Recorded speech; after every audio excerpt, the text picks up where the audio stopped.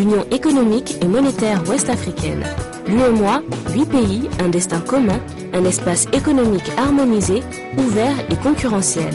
L'UEMOA, votre guide au cœur de l'Afrique, des grands événements et des grandes mutations sur Africable.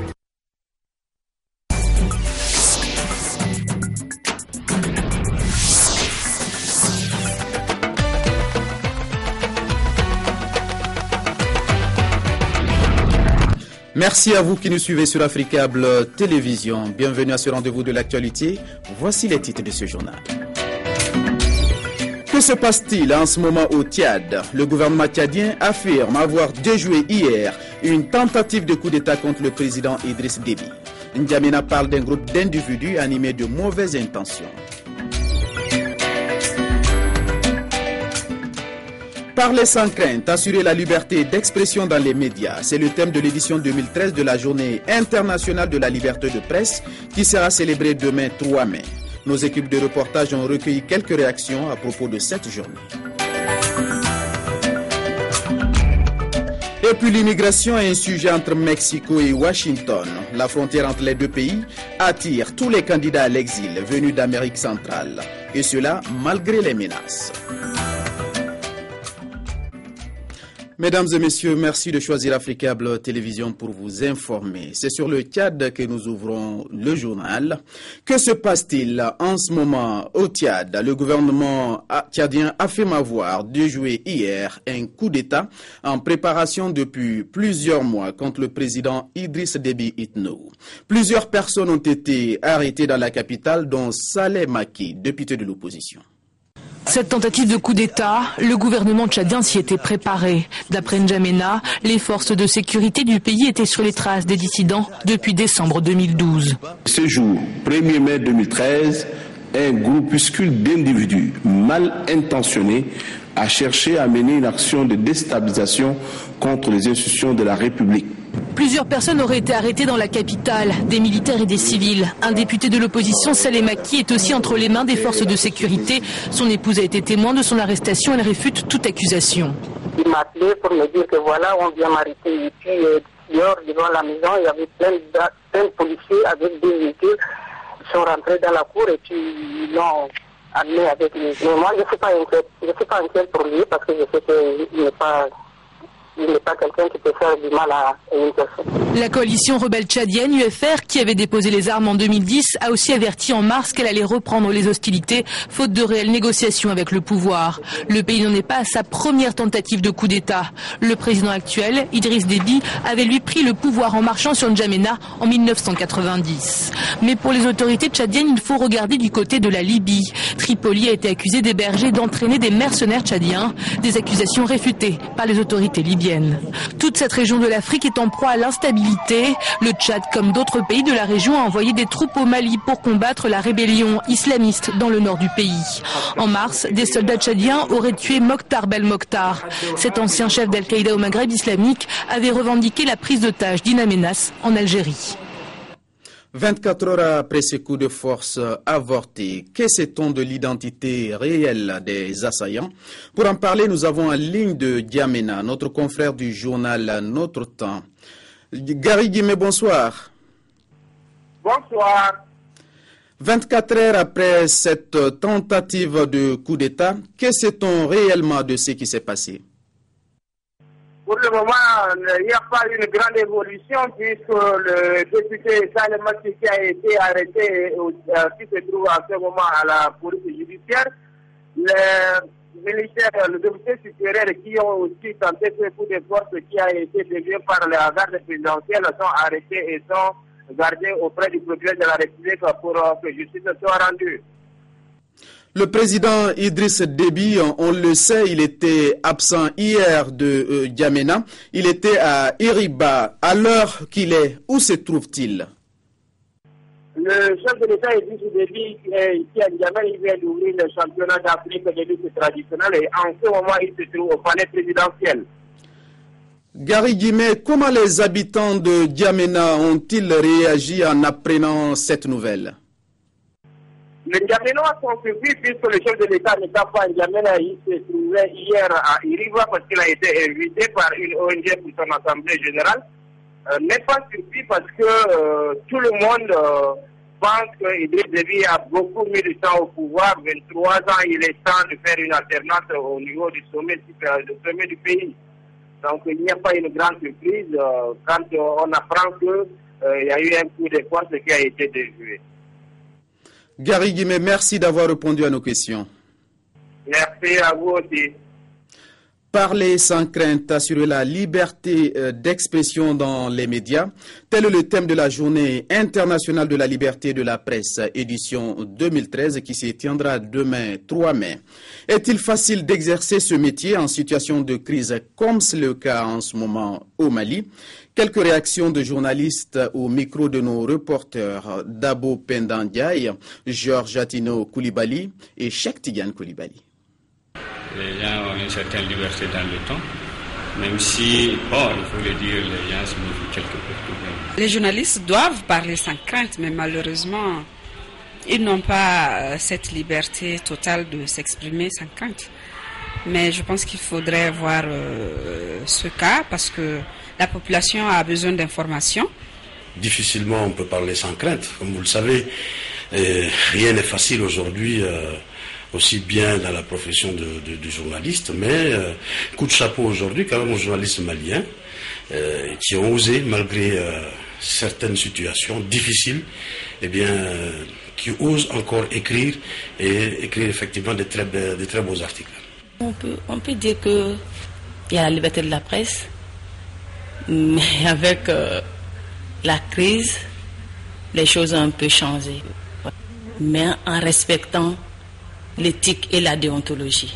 Et je le répète, en respectant l'éthique et la déontologie. La situation dans laquelle nous vivons depuis le 22 mars 2012 nous pousse à poser certaines questions par rapport à la liberté de la presse.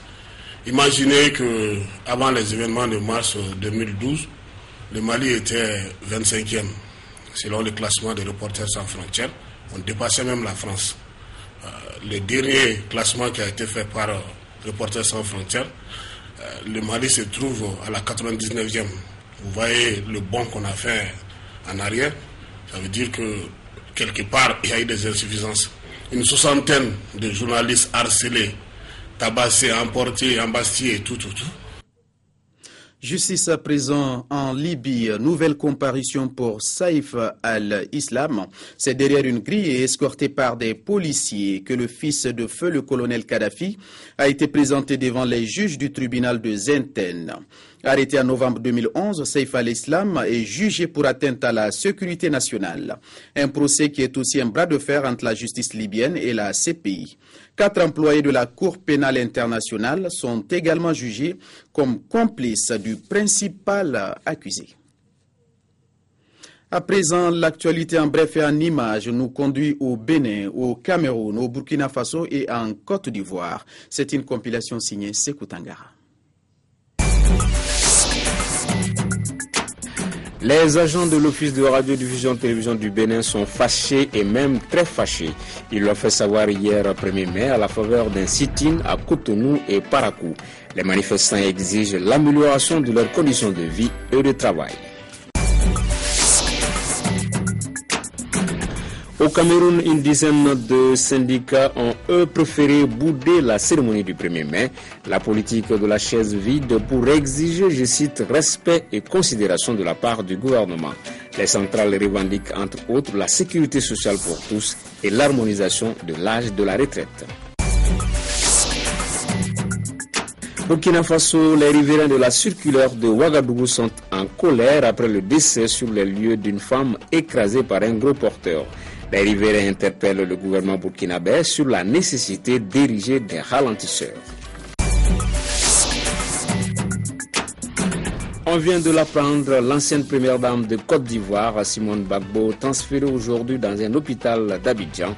En résidence surveillée depuis 2 ans dans le nord de la Côte d'Ivoire, Simone Gbagbo est arrivée en fin de matinée à la Polyclinique internationale Sainte-Anne-Marie. Rien n'a filtré sur les raisons de ce transfert médical.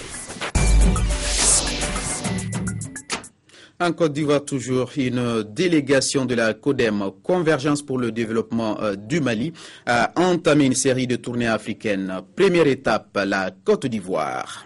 Pour en savoir plus, nous sommes en ligne avec notre envoyé spécial à Bouaké, Aminata Marikou. Bonsoir Aminata. Bonsoir Djibrila Maïga. Comment se passe cette tournée de la CODEM à Bouaké? En effet, cette première étape, l'étape de Bouaké, les responsables de la Convergence pour le développement du Mali veulent remobiliser les troupes en vue de la prochaine élection présidentielle. Ils l'ont fait savoir aujourd'hui à travers un meeting organisé par la section de Bouaké. Le message lancé par le candidat du parti CODEM et également des PUR, les partis unis pour la République, est la mobilisation autour de la situation qui traverse le Mali. Donc il s'agit de passer dans la plus grande agglomération de la diaspora malienne qui se trouve en Côte d'Ivoire, vous le savez, et recenser leurs différentes préoccupations. Les responsables ont également expliqué la situation qui prévaut au Mali, ainsi que les ambitions de la CODEM et des PUR ont été exposées à travers ce meeting par le président, le candidat du parti, l'honorable Ousseini Amion Dino. Il faut noter également, Djibrila, qu'après cette étape de Bouaké qui a été jugée satisfaisant par le candidat, la délégation se rendra ce jeudi à Yamoussoukro où il y a également une forte colonie malienne qui réside là-bas. Et pour boucler la boucle, c'est Abidjan qui sera la dernière étape où les responsables de la CODEM et de ses alliés se rendront pour un meeting les samedis et dimanches. Aminata Marikou en direct de Bouaké. Merci Ami. Merci Djibrila. L'ambassade du Mali au Niger a servi de cadre hier à une cérémonie de remise de dons par l'amicale des anciens élèves, étudiants et stagiaires nigériens au Mali, à l'endroit des réfugiés maliens au Niger. Composée de produits pharmaceutiques, de vêtements, de savons et de l'argent liquide, cette remise est la deuxième du genre, effectuée par l'amicale depuis le début de la crise malienne.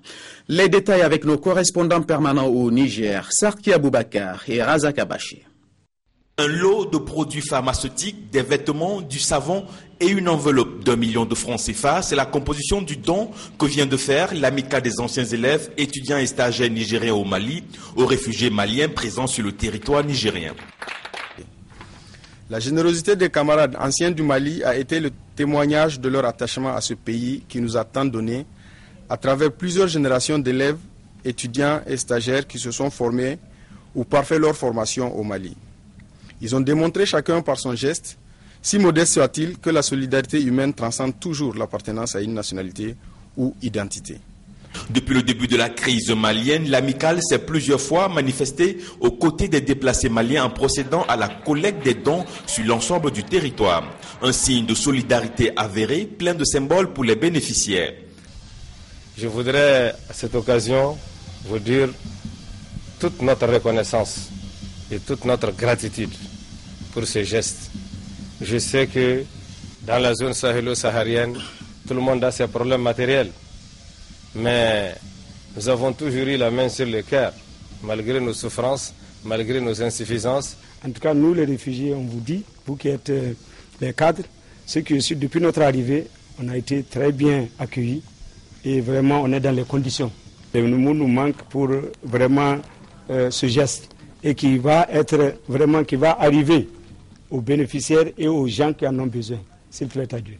Le soutien aux réfugiés maliens est un combat quotidien en ce sens que d'autres collectes de dons se poursuivent sur toute l'étendue du territoire national. L'immigration, un sujet entre Mexico et Washington. La frontière entre les deux pays attire tous les candidats à l'exil venus d'Amérique centrale. Des migrants qui peuvent compter sur l'aide des travailleurs sociaux qui leur portent secours malgré les menaces des cartels. Une manifestation dans le sud du Mexique. En tête, le père Thomas González, un franciscain, défenseur acharné des migrants. Un homme donnant de sa personne pour dénoncer les rackets, enlèvements ou viols dont sont victimes les migrants sur leur route vers les États-Unis. Tout ce que subissent les migrants est fait avec l'autorisation des autorités mexicaines. Nous pouvons parler d'une alliance du crime organisé avec l'État mexicain. Mais ces dénonciations ne sont pas sans risque. Le père a reçu des menaces de mort venant des cartels de la drogue. Un message des plus directs. Nous allons avoir ta tête et celle de tous ceux qui parlent trop. La première réaction, c'est d'avoir peur, d'être inquiet à propos de ce qui pourrait se passer. Mais ensuite, notre engagement grandit comme une catapulte. Nous n'allons pas partir, nous n'allons pas fermer la maison. Nous allons continuer à travailler. Cette maison, c'est ici, le refuge 72, dans le centre de Tenosique, une ville frontalière du Guatemala, tenue par le père Thomas González. Des migrants de toute l'Amérique centrale, ils viennent chercher un abri et un repas avant de reprendre la route vers le nord. Mais aussi un peu d'humanité. Récemment, les cartels font en plus payer les migrants pour voyager sur un train de fret, la fameuse Bestia qui rejoint la frontière nord. Les menaces de mort que nous avons reçues au cours des derniers jours sont la conséquence pratiquement des dénonciations publiques et pénales que nous avons faites contre ces groupes qui font payer les migrants. Cette somme varie de 100 à 300 $. Et ceci, c'est comme si on leur menait un combat au corps à corps. Selon les défenseurs des migrants, un voyage avec l'aide de passeurs depuis l'Amérique centrale jusqu'aux États-Unis coûte entre 5 000 et 6 000 $ par migrant. Et chaque année, ce sont 140 000 personnes qui transitent par le Mexique. Un business très lucratif qui profite aussi à des policiers accusés de participer aux raquettes. Le crime organisé continue d'opérer ici sur la voie ferrée et les autorités ne font rien. Qu'ils les arrêtent, qu'ils nettoient la route migratoire. C'est possible, car nous savons qui ils sont, où ils sont et se cachent. Il faut aller les arrêter, car ce sont eux les vrais criminels. Face à l'incurie des autorités et la puissance des cartels, le combat du père et le voyage des migrants devraient rester pour longtemps encore un véritable chemin de croix. Actualité en Syrie avant de refermer cette édition. Bachar al-Assad dans le collimateur de la communauté internationale. Avec cette question, son régime a-t-il, oui ou non, utilisé des armes chimiques? Pour Washington et plusieurs capitales occidentales, c'est une ligne rouge. Eh bien, à la frontière turque, des médecins ont examiné des réfugiés syriens. Ils porteraient bien des séquelles très significatives. Ils viennent de franchir la frontière, la Syrie est derrière eux. Ils sont aujourd'hui environ 1,5 million à avoir quitté leur pays, estime l'ONU. Cette famille semble en bonne santé, ce qui n'est pas le cas de ces réfugiés transportés il y a quelques jours dans cet hôpital de la province turque d'Até. Quand ces blessés sont arrivés au poste frontière de Balawa, ils suffoquaient, ils avaient du mal à respirer, ils vomissaient. Ce sont les symptômes provoqués par des armes chimiques. Mais on n'en aura la certitude qu'avec les résultats des tests sanguins. Des tests sanguins ordonnés par les autorités turques, une preuve supplémentaire peut-être. L'armée de Bachar el-Assad est en effet accusée depuis plusieurs semaines d'avoir eu recours à des armes chimiques, des accusations lancées par Londres et Paris. Du côté de Washington, on reste prudent. Le président américain a affirmé mardi qu'il y avait des preuves, mais Barack Obama souligne en revanche l'incertitude quant aux protagonistes ayant utilisé ces armes.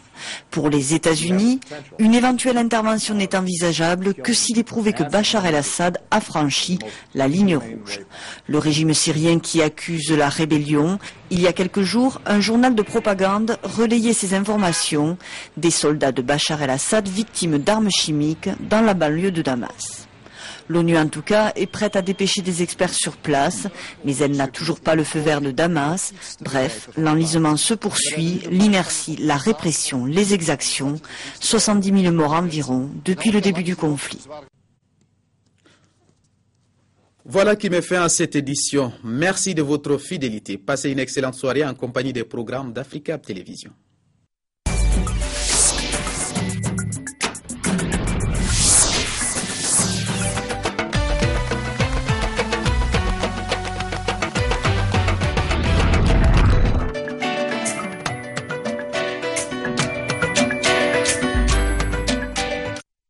L'UEMOA, l'Union économique et monétaire ouest-africaine. L'UEMOA, 8 pays, un destin commun, un espace économique harmonisé, ouvert et concurrentiel. L'UEMOA, votre guide au cœur de l'Afrique, des grands événements et des grandes mutations sera